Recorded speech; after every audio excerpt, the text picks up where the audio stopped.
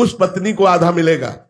ये बात समझ लीजिए, जो पति के अधीन है और पति की सेवकाई में है, उसके लिए कोई परमेश्वर नहीं, उसके लिए कोई आराधना नहीं। वो अपने पति की आराधना करती है, पति को खवाना पियाना, उनके वस्त्र धोना, उनकी सेवकाई में है, उनकी आज्ञा में है। तो पति चाहे जिस तीर्थ में जाए, चाहे जो धर्म करे, चाहे जो जप करे, चाहे जो यज्ञ करे, उसकी धर्म पत्नी को आधा हिस्सा उसका मिलेगा, क्योंकि उसने उसको परमेश्वर माना है। अगर पति की आराधना नहीं करते, मनमानी आचरण करते, तुम करो पाप और पति करे भजन और उसका आधा हिस्सा मिल जाएगा, ऐसा नहीं है। ऐसे भ्रम में मत रहना।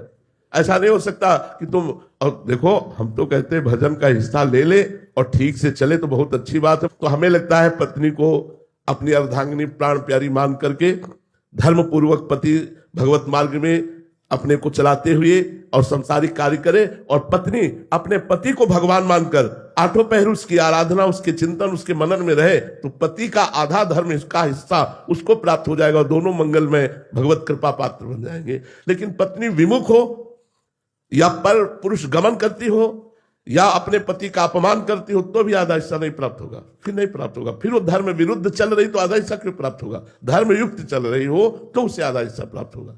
माही जी,